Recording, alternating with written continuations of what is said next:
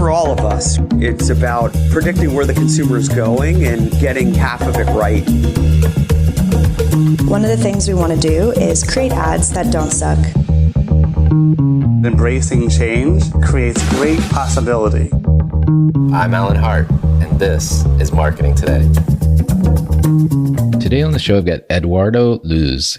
He is the Chief Brand and Concept Officer at Panera. Panera Bread Company is an American chain store of bakery, cafe, fast casual restaurants and has over 2,300 locations, all of which are in the United States and Canada. On the show today, we talk about Eduardo's past. He's had stints at Kraft Heinz, where he was the Global Brand Officer and Chief Marketing Officer, as well as the President of Grocery. He's also, before that, spent time in senior executive roles at Unilever and AB InBev outside the US, as well as Accenture as a consultant. On the show today, we talk quite a bit about the pivots that Panera had to go through during the pandemic, how they were positioned extraordinarily well with their mobile app and many other things that they had done prior years, as well as the innovations that they drove to the menu during the pandemic times, and how he sees consumer behavior going forward and what that means for the business and marketing. I hope you enjoy this conversation with my new friend, Eduardo Luz. Eduardo, welcome to the show. Hi, Alan. Great to be here. I'm looking forward to this conversation. I probably frequent Panera too much, but I'm sure you'd say there's never too much. Never too much. You're right. I thought we could start with something personal because everyone's going to hear your accent as soon as you start talking. So where'd you grow up? I'm shocked that you detect an accent, Alan. No, on a serious note, I was born in Brazil, in Rio, born and raised, actually. Lived in a lot of places and became a U.S. citizen a few years back. Very proud to be a U.S. citizen. Now I have a dual citizenship. But I am going to my grave with this Brazilian accent, I guess. Well, there are worse accents to have. And listeners can't see you, but you look like a beautiful Brazilian person as well. So my mother says thank you. Awesome. Well, you've had quite the career. You started at Accenture, went on to AB InBev, made a stop at Unilever, and then Kraft Heinz, and now Panera as the Chief Brand and Concept Officer. How did you find your way to marketing, and when did it kind of shift into leadership positions? Look, very fortunate with the way my career turned up. You know, I was raised in a blue-collar family in Rio. I had never left my home country till I was like 21, 22 years old, which is insane, didn't speak English.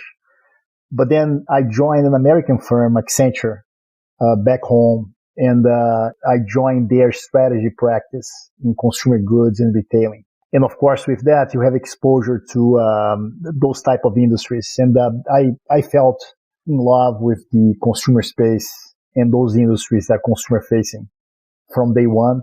And, I spent some time doing consulting. They sponsored my MBA in the US. I came back. But then, I knew that the continuation of my career will be in this industry. So I have been doing CPG for a long time. I work on the main verticals there: personal care, food and beverages, home care. And, with Panera is my first time in restaurants. And I have to tell you, it's a fascinating industry. I'm having a great time there.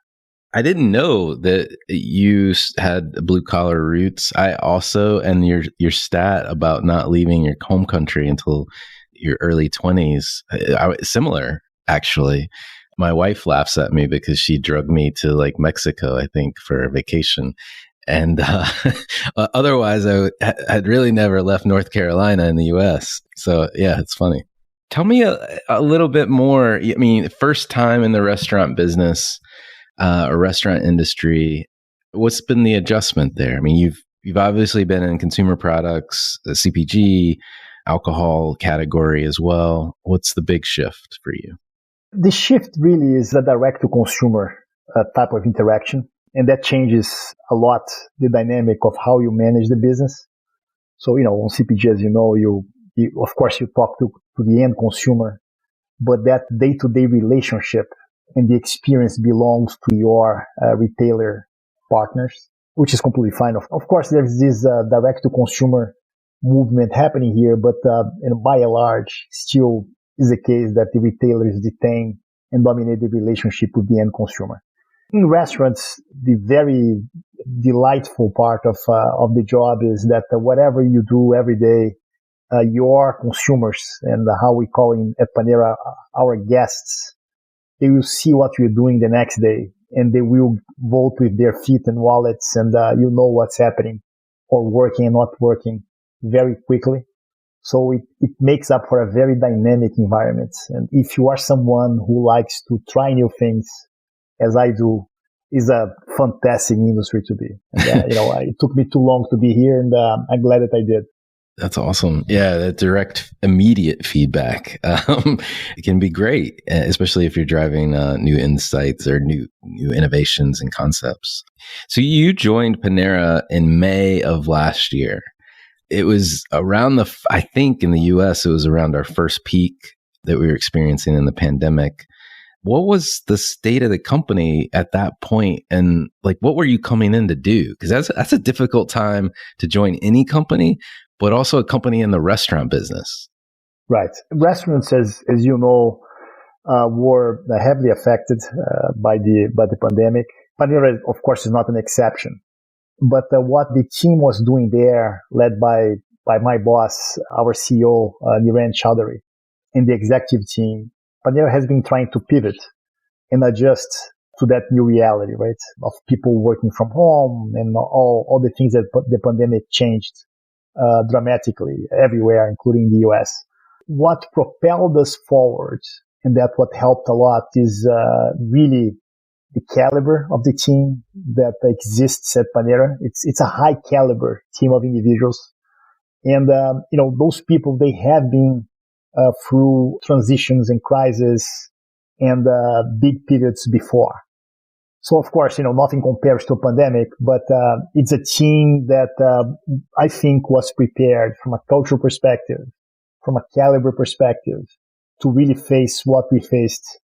And the progress that the team have made in the past, 6, 7, 8, 9 months, is nothing short of unbelievable. And where we have been when the pandemic hit and where we are now, it's fantastic to watch and to be part of. What were you coming in to do? What was the role that you were brought in to fill? My title is Chief Brand and Concept Officer. I'm still trying to figure out what this thing really means. I'm kidding. No, in a nutshell, what myself and my team are supposed to do is we have to build the brand over time and make the brand stronger, differentiated, and all the good stuff, but also drive demand for the company and drive innovation and all the levers of demand creation. So the scope is very diverse, right? We have, channels, we have category P&Ls, we have media, insights, culinary, digital, loyalty, PR, sustainability, food values. All of that falls into brand and concept, and of course, brand building. And it's a very fun scope, very challenging. And the team that we have there inspires me every day. And, we have a lot of fun together, and we're making progress together. It sounds like a pretty big scope, too. Like, to your point, I use this concept of horizons. I don't know if you're familiar with it, but if Horizon 3 is long-term growth and trajectory, and you've got kind of Horizon 2 is a little medium term, and Horizon 1 feels like you're really kind of focused maybe across Horizon 2 and Horizon 3 to some degree, with bringing things to life in Horizon 1 that you've been planning further out. Does that make sense? That's a good way to describe it. Okay. I wake up every day to our daily sales report, and I look forward to see how we did, yesterday, every day, which is fun. But again, whatever we're doing, as you know, today, tomorrow, is a consequence of decisions that we took, 3 months ago, 6 months ago, and, of course, longer term. But it's a very dynamic environment, because whatever you thought about doing, planned about doing, and now executing is working or not working, we know very, very soon. And I mean, in days and weeks. So, when things hit the way they should be hitting, like, when we launched pizza back in October last year, we could see that was working very soon. And, alternatively, when we do things that didn't hit, we know very quickly and we know that we have to pivot. That's what makes this industry so interesting, to me at least, and so fascinating to manage. You mentioned it before that Panera seemed to be, positioned well. You talked about the caliber of the people to kind of weather the pandemic. As an outsider looking in, not knowing all the talent that you had, it also looked like you were exceptionally ready. Like you've had an app for, it feels like forever since apps were a thing. You focused on pickup and delivery and pivoted really quickly to do that. Do you agree like that you had some good prior infrastructure choices that made this a little easier? I know it's not ever easy, but a little easier to your advantage? No, 100%. We definitely benefited from the legacy of teams that came before our team. And Panera has been a pioneer in this industry in so many dimensions, right? Technology adoption, to your point, apps and, digital experience in stores like kiosks, delivery network with its own drivers, the first loyalty program at scale in this industry. It completed 10 years last year that we call My Panera, that has 40 million members. All those things, they are assets and capabilities that we are putting to good use, of course. The fact that the team has been used over time to go first in the industry and to lead the industry is also a cultural trait that we are taking full benefit from, right? We decided to go into a recurring revenues type of business with coffee subscription earlier in 2020. And that's the first in the industry. And the team embraced the challenge and we made significant progress. And when you go first, as you know, Alan, there is no playbook, right? You have to invent the playbook yourself. And the good thing about that company and the team is that the team is used to that. And we are trying to take advantage of that. Knowing that you're positioned so well, like, did it accelerate your business in any way? Like, I mean, I'm sure that like online and app orders were like dramatically like changed the mix immediately. But I'm curious if you could just kind of characterize the shifts that were happening over the last year. Well, the shift has been very dramatic in terms of channels, where most of our business, or the majority of our business, used to be on-premise eating. So people will take advantage of our ambience and service and all that, which is very differentiated. Our business flipped. And today we are 85% off-premise. Channels like curbside and delivery and, pick-up, drive-thrus. Why? Of course, that's where our guests feels better about accessing our food. And that shift has consequences in terms of how we create demand, how we operate our cafes, profitability, and so on and so forth, that we have to adapt. But the good news is that the fundamental offering and proposition of Panera, which is delicious food that you feel great about eating and choosing, is very solid and very differentiated. So even if channels shifted, people are still looking for that solution, that need state, even off-premise. And we are taking advantage of that, of course. And you've had some, new menu changes as of late. You mentioned pizza, and I want to talk about pizza in a minute. But before we do that, you added some new price points. I think they're called value duets. And then you got plant-based protein offerings. What was driving some of those developments? Because you're innovating in a downturn, essentially, to some degree. Your business model, your mix is changing, but you're also innovating the menu too. So what we have done with the team is at the height of the pandemic back, mid last year, we decided to dramatically simplify our menu, and we did that. So we took the tail off our menu and we cut the menu by 30%. And that, of course, opened space for us to accelerate more innovation now that, the menu was simplified. And the innovation, of course, tries to follow and anticipate demands from our guests and what they are trying to solve in their lives when they choose Panera. So, we had this tradition of plant-based meals already. Salads and bowls is a big category for us. And we continue to launch items there. But we knew that given the consumer behavior on the pandemic where people were trying to eat, skipping lunch during those Zoom calls and eating later, they want things that were warm and hearty and more substantial and that eventually can be shared in the family. So that's why we decided to accelerate this platform that we call Warm and Hearty. And of course, pizza is the star of the show, but we have also warm bowls, which is basically a warm protein like chicken or in vegetables. And our biggest hits like mac and cheeses and warm sandwiches, all those things play a role on that platform. So what we have seen is that with the off-premise behavior and people eating later in the day, across the day, but especially towards dinner, we shifted our menu to a more warm and filling offerings. And that's where we found a lot of success and incrementality. That's now propelling our business forward. It's amazing because you talk about simplifying the menu and some of the reductions that you did. I didn't even feel it, and I do go to Panera a lot. Maybe it was in concert with the additions that you've made, but it felt like there were more interesting combinations for me to pick from. And the warm meal aspect that you described was definitely something we would execute on in my house.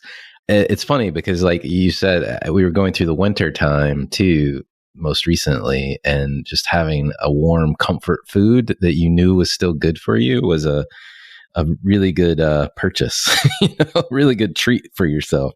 Yeah. And that's in a nutshell, you just nailed what the brand promise in essence really is, right? If we're doing a good job, we are serving the most delicious food there is, comforting, delicious, great, and all that. But the Panera promise is, you're not going to regret that choice. It's clean and fresh ingredients. It's crafted by chefs and bakers. We have baking teams that bake fresh bread every day in our cafes, and we're very proud of that tradition. So you know that when you choose Panera, you're going to get something really delicious. But, as opposed to a lot of other places, you feel great about that choice. And the ingredients and the craft is where the differentiation is. And, in this environment, we feel that it's a message that resonates with a lot of people, even off-premise. Well, let's talk pizza. You can't get more warm and inviting than pizza. And you guys launched a flatbread pizza offering. I have to admit, it did take me a little while for my family to get to the pepperoni pizza because I think demand was just too great in the local store we were trying to get it from. But we finally got one, and it was delicious, as promised. But pizza is a big category. And I'm curious, what were you thinking? That's a big one. That's a big one to take on. Yeah.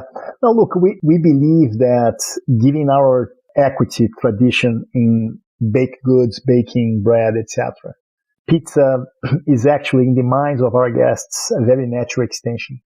I'm quoting consumer data here.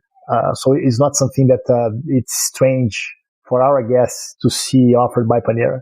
Our challenge, and our culinary team faced that challenge heads on, is how do we make a pizza the Panera way? And, the key is the ingredients. So we use like very elevated ingredients on those pizzas, right? The flour that we use is a 00 flour that you only find usually in, Italy in pizza. Fresh tomatoes, fontina cheese, fresh mozzarella, basil, everything like top-notch ingredients. And of course, with our guardrails of responsibly raised, animals for proteins and all that. Our chefs came up with a pizza led by our chef, Klaus Pettersson, that we call it off Panera, right? It's zero grease. It just like feels so light. And when you eat it, and you eat a full pizza, and you feel great the next hour, next 2 hours, you're like, it felt so light. And this is exactly the experience that is supposed to be. And it's light because ingredients are superior. Right? There is no secret there. What we have seen, and that one worked as planned, is that it became a different traffic driver for us from what we had before, to anchored our later day part towards dinner in a way that was not available to us before, which is very incremental. But three, it ended up being a very good complement to our traditional menu of salads, soups, and sandwiches. Suddenly, offering pizza, our ticket just increases because suddenly you have something for everybody in the family, and actually something that the family usually shares. But then, mom still eats, her salads. Someone always have a soup on the side and all that. And suddenly a pizza becomes a very good addition to that check. So we're very, very pleased with that launch, and we continue to see a lot of traction there. I do think about it too, because we've done this in my house. I think you're hitting on this, which is it's inherently shareable, right? Like if my wife and I want to have a salad as our main thing, but we want to have some tasty pizza too. So like you buy a pizza to split and then have side salads to enjoy as well. And then my daughter can get whatever she wants. But it did seem like a little bit of a shift from feeding the individual, like your pick two combinations of what I want to eat, or, a sandwich or salad or whatever, to more of a shareable item. So it was interesting. This is exactly that. And when you do that, suddenly you have a new occasion towards dinner, and you have a new cohort of guests, which is a family eating together. And all those things are incremental to us. That's awesome. We talked about, you guys have done a lot of pivots over the last year, menu changes, business models, moving and shifting mix. You also mentioned to me in an earlier conversation about that you're adding a dimension to your company values, which is respect for the planet, if I got that right. Correct. What does that look like? Because you mentioned CSR initiatives earlier in the conversation. What does respect for the planet look like, and what are the actions that Panera is taking? Alan, the way we have been operating for a long time, even, of course, before me, are very clear food values, that the way we call it, or food beliefs. And they have been very powerful for us around clean ingredients, responsibly raised animals, and transparent and selective sourcing of ingredients. All those things continue, and they make Panera, right? That's why our ingredients are so differentiated. And we were pioneers in most of those dimensions when we embraced them publicly a few years back. So we decided to continue to lead the industry. And we added, to your point, something that we're calling respect for the planet. And the idea is that Panera is going to be the pioneer on issues related to climate change in our industry. And we believe that as we did with, we're the first chain to put the calorific value of our food on our menus very explicitly before everybody else.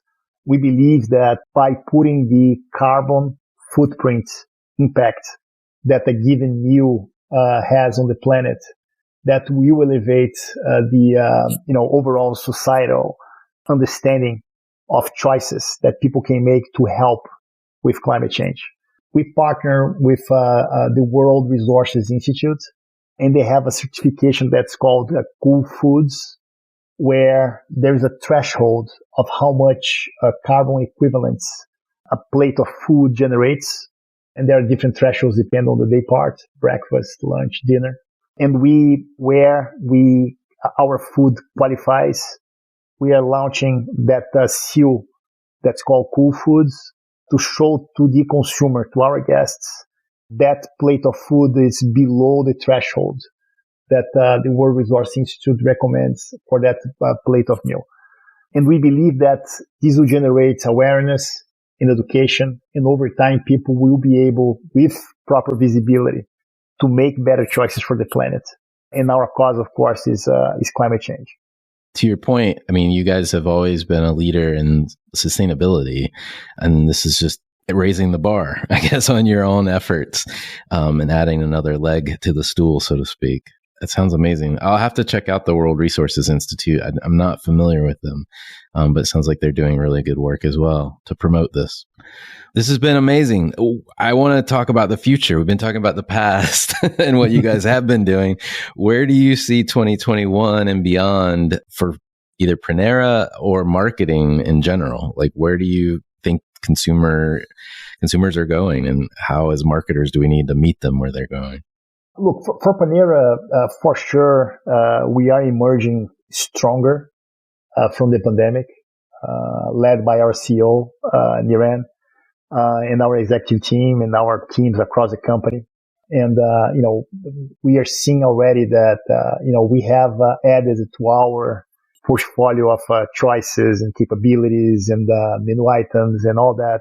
We add things that are going to stick post-pandemic.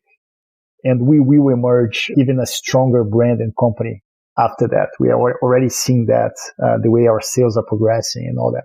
So excited to see what happens to the world post-pandemic. Of course, some of the consumer behaviors that were accelerated during the pandemic, especially the shift towards off-premise and the shift towards the working from home behavior, they're going to stick. And, we have to live with that reality and adapt to our guests' preferences moving forward. So it's going to look a little different from it was before the pandemic, but I think that's to be expected. So we're very excited to continue to serve our guests, and we want to continue to bring more layers of experience every time they interact with us. So we are doing that, of course, now more via digital technology, via our app and how we're interacting with guests.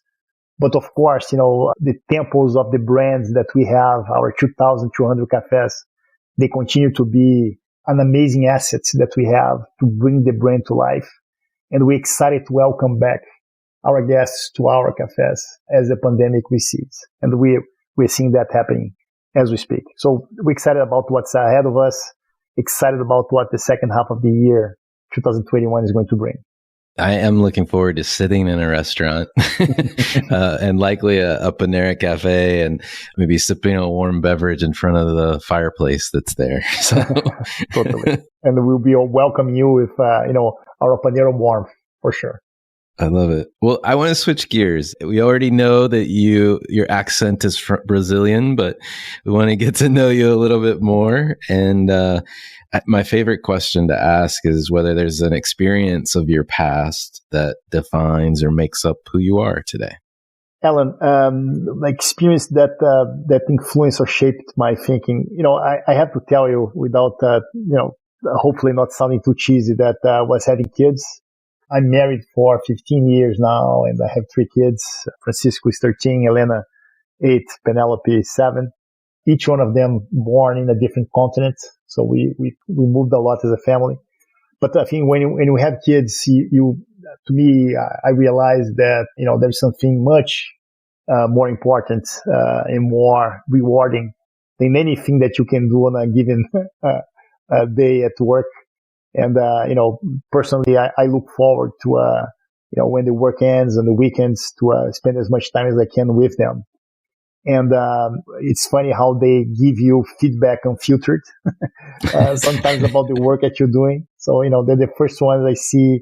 I show ads and things that we're doing to consumers to them. And sometimes they like it. Sometimes they're very honest and brutal. And I love it about kids.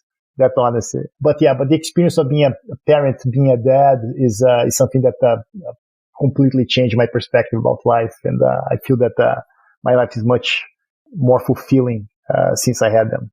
It's not cheesy at all, and I'm glad you talked about your kids and apparently your Panera focus group that's at home. Right. So, well, what advice would you give your younger self if you're starting this career all over again? As I said, I grew up in Brazil. Brazil was a military dictatorship when I was growing up, which is crazy just to think about this, but it was a closed country, right? Advice is go sooner towards where the action is, right? So I feel so grateful that things turn up the way they turn up, and I came to this country eventually with my family And, this country now is our country and all that. My advice is, do it sooner than later. I like it. One of my silly questions I ask these days to guests that come on the show is, has there been an impactful purchase of $100 or less for you, say, in the last 6 to 12 months? Certainly not clothes. Yeah, exactly. Zero. No, we bought a paddleboard that we enjoy. We have a place in Florida, and when we're there, when travel permits, we love that paddleboard, and I think that was probably the largest purchase I have made during the pandemic for the family, I guess. Yeah, no, it's good exercise too. Good for your core. It's trying to stand up on those things. 2 last questions, more marketing focused, but just looking for your personal opinion, not necessarily, perspective from the job. I'm curious if there's brands or companies or causes that you follow or you think other people should be taking notice of. No, absolutely. So many, right? There are so many people doing good work these days. By total coincidence, as we're speaking today here, we are coming together with Chef Jose Andres in DC, trying to fight food insecurity together. Is a big cause of him and something that makes a lot of sense for us at Panera. So, humanitarians, people like Jose Andres that do special things for people out there who are suffering or at risk, especially during the pandemic, is something that to me resonates very strongly.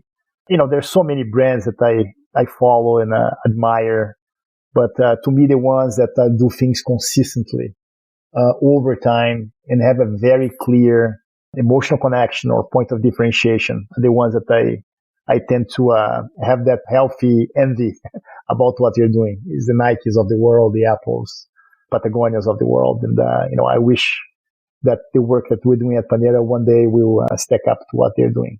Those are great brands. And Jose Andres, as a chef, he's a phenomenal force to be reckoned with. Good for this world too.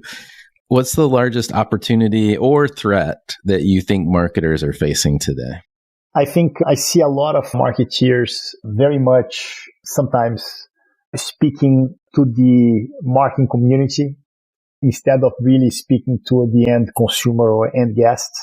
I think that's the trap. The awards and the clever things. But in the end of the day, we're here to serve a consumer, serve a guest, and try to make it clear why we're bringing a solution that makes a difference in people's lives, as small as a better dinner with your family or, a place to have lunch. And I sometimes marketeers forget about the fundamentals of what they're doing. And I believe that's a trap that at least at Panera, we're trying to avoid. I think that's really smart. I'm glad to hear you say that because there's a lot of noise, a lot of noise to focus on if you're a marketer and you're not focusing on your guest and you're not growing your business and all you're chasing are the awards. Eventually it will catch up to you. It may take a while.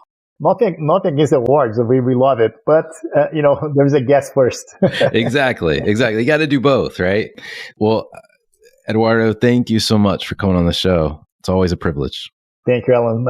Appreciate the opportunity and hope you stay well. Thank you. Hi, it's Alan again. Marketing Today was created and produced by me with support from my team and podcast editors, sound engineers, and writers at Share Your Genius. Find them at shareyourgenius.com. If you're new to Marketing Today, please feel free to write us a review on iTunes or your favorite listening platform. Don't forget to subscribe on marketingtodaypodcast.com and tell your friends and colleagues about the show. I love to hear from listeners. You can contact me on marketingtodaypodcast.com. There, you will also find complete show notes, links to what was discussed in the episode today, and you can search our archives. I'm Alan Hart, and this is Marketing Today.